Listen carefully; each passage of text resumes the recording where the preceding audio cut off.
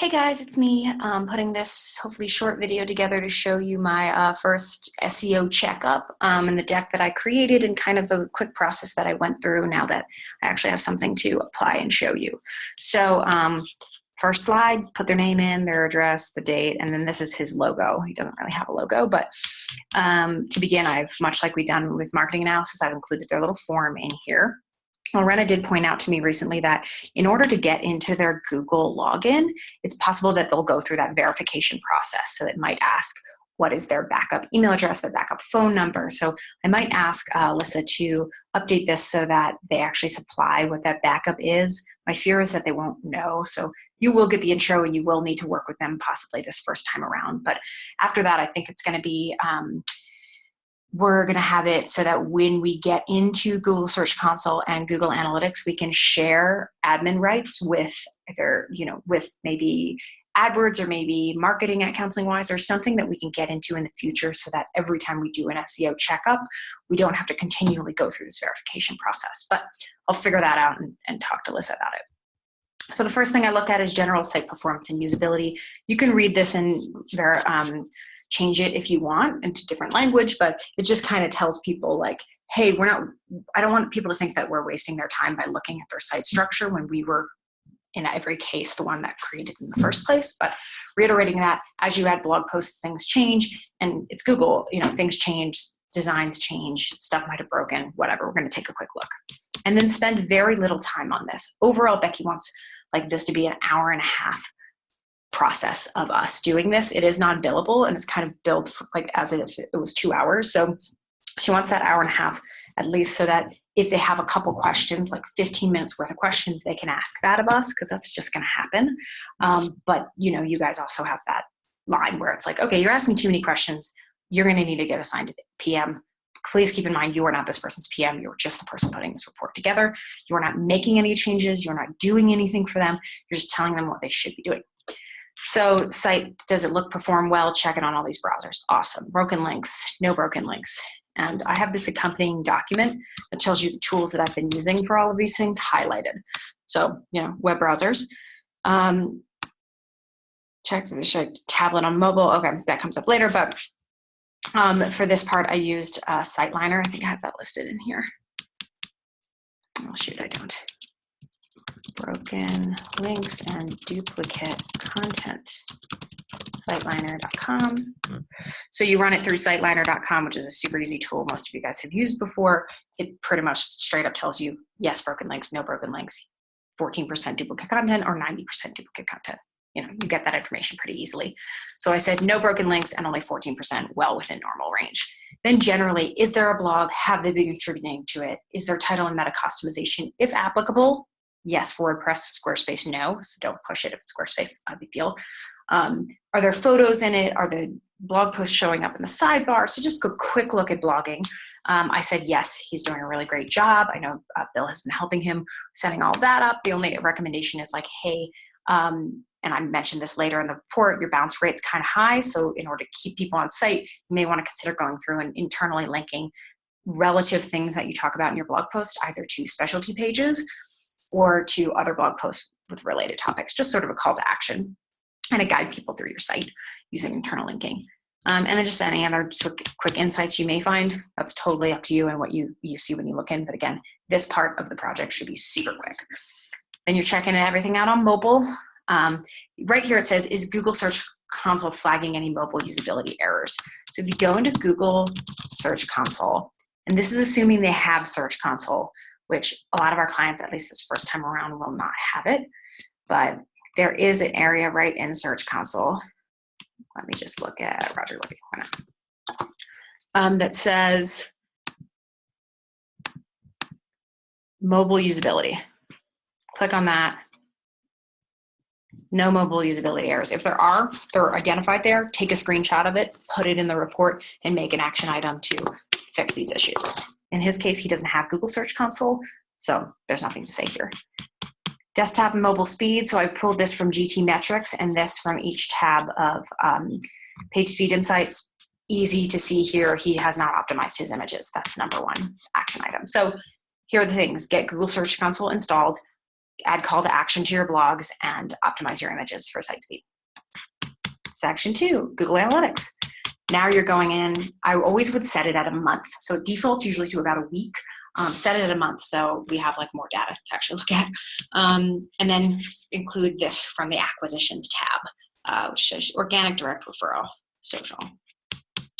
Then I look at clicking on that referral button to see what the actual referrals are. And as you can see, 3 from e-commerce SEO, timer for web, that is spam. So that tells me he doesn't, Good Therapy is good, but it's telling me he's getting spam coming through, and so he needs the bot blocker implemented.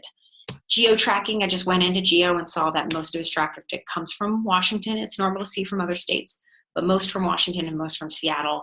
I am not concerned with any of it. This looks good. If it was all coming from Uzbekistan, that's a different story. Mobile versus desktop just gives a good look, and it's easy to be like, hey, your mobile traffic is actually really high, higher than you think. That definitely tells me that we need to fix all of these mobile issues, because that could be a problem. Bounce rate and new versus returning traffic. I mostly focus on organic when I look at this kind of stuff. Don't worry about these others. Organic bounce rate is 51%. Not the highest bounce rate I've ever seen, but it still tells me that over half of the people that arrive on a site leave quickly. So we need a site retention. We need to include more internal links. We need to make the site structure just more enticing for people to, hey, if you really like this blog post, here's 5 other blog posts related to the topics. Try to get people to stay on site longer. His new session percentage, more than half of the people coming to his site have been there before, which tells me directly he's not ranking high enough for new people to find him. He only gets 29 visitors organically in a month, and most of them have been there before. That's not great. And that's kind of what my signifier is, but of course we'll look at that a little further down when we look at keywords. Then I try to actually click on organic search to see what people are typing in to get to a site. And of course, in almost all cases, it's not provided. When we hook up Google Search Console with analytics, then we can do this. We can see more results, not all of them, but more. And that's why hooking up Google Search Console provides additional information right now. This doesn't tell me anything really. And then I saw the most common landing pages here. That meaning home, psychodrama. So these are the ones that kind of signifies to me that psychodrama therapy training is probably the page on the keyword that's ranking highest, because people are getting to this page.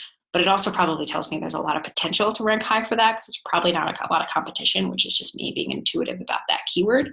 So it's great that he's getting some traffic, but he also has men's counseling. He also has couples counseling. He's not coming up for any of those, which probably means he's not ranking for them very highly. So just some general insights, and then my list of action items. Add the bot blocker and hook up Search Console so we can see more. And now Google Search Console, again, a little write-up about what this is. And basically I said, you don't have it set up. That's a big recommendation. Get so many more insights if you set it up and link it up and blah, blah, blah.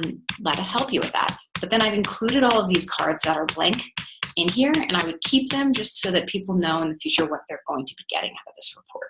Keep in mind that this is not just a singular report or offering. This is ongoing every 6 months. So that's my action item. Keyword ranking. Here's where I used SERPFox. He was set up with some of these terms already.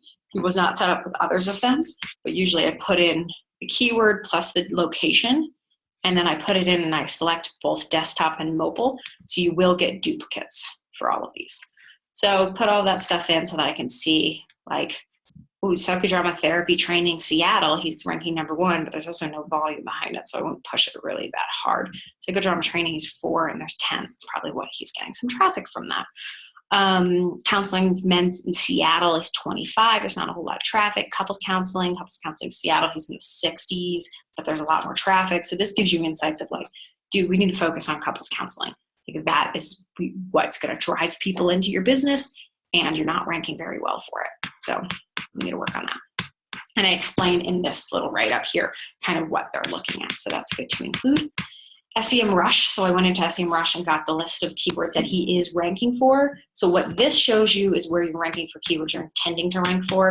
This is showing you just, keywords that you actually are ranking for. Like men need to grow up. It's a decent amount of volume. And he's position 30. Obviously he doesn't want that, but hey, shame in men gets 70 searches a month. He's 33. He could probably get a lot of traffic by pulling in like information on shaming, writing about it in blog posts, that kind of thing. So, you know, it's good to look at. Here again, this is money one. It's 210 searches a month. Couples Counseling Seattle, but he is only ranking 77, so he's not getting any of that. Like blog about couples, you'll get there. Here, psychodrama therapy, 320. It's good that he wants to rank higher for that, but I wouldn't push it too hard without psychodrama therapy training included, because it could be that people are just, it's a research term, not actionable. So then I've written, these are the things that you should focus on in blogging. Competitive analysis. Now this one's a little strange because the tool that I intended to use at first, I just don't think is going to work for most of our clients because there's not enough data to really pull in competitors. So the idea here is list some competitors that they have and do that by going to Add Preview Tool and clicking in their location and searching in their location for the keywords. So his most popular keyword is Couples Counseling Seattle, and I've set my location to be Seattle. Preview, so this is what page 1 looks like if you were searching for this term in your area. Jessa Zimmerman, Relationship Counseling Center, Seattle Couples Counseling. So I'm just coming here and I'm identifying a couple of his competitors. Seattle Therapy Alliance, relationshipcounselingcenter.net. Again, Lisa, I'm identifying a few of his competitors in his area, and I'm letting him know who those people are. So in the future, if hopefully he takes our recommendations and his SEO gets better, we can look at those people and say, hey, you went down for this, you went up, you know, this person fell from grace and you're filling in that spot, or now you're closer in competition for these other people. So we can just give general insights. People like to see that we aren't just talking broadly, but actually talking about other businesses in their area because they're probably familiar with these businesses. So without doing a full competitive analysis, this is our way of just identifying, here are the top 4 people that are doing well in your area. In the future, we'll look at more insights on those, but this first time around, we're just identifying it because I don't have any data to really pull off of. And then finally, Google My Business. Check it out. Does it exist? His exists, but you can see by it saying own this business, it means nobody's ever verified it. So once he's able to verify it, then he can add more photos, get reviews, change it from doctor to something more relevant. So I have some questions. I didn't include a ton in here because basically his action item is like verify the business. That's the first step. But in this document, I've shared with you guys with all the tools and stuff. These are the things to check for. And they're all listed here. So if they have verified it, you can actually like include all of this text into the slide and say, yes, no, blah, blah, blah, blah, blah. And then finally, there's the action items for Google My Business, SEO trends and conclusion. So anything that you may have heard about, anything worth noting that wasn't specifically noted above, put it in here. For example, for him, he does not have HTTPS implemented. He's on Squarespace. It's super easy to do. It's a recommendation. You should do that. Conclusion, I just wrote him a nice little note. This is what I saw. This is what I recommend. This is what's good. This is what's bad. And then the overall list of action items. Do these 7 things. And you will do better. Counseling Wise can help with the above. Reach out to Lisa. If you have any questions, we'll answer those for you. That's why Becky wants it only about an hour and a half, so we have a little bit of time if they do have questions that we don't have to bill them for, and then a conclusion. So that is that. Good luck. Thanks. Bye.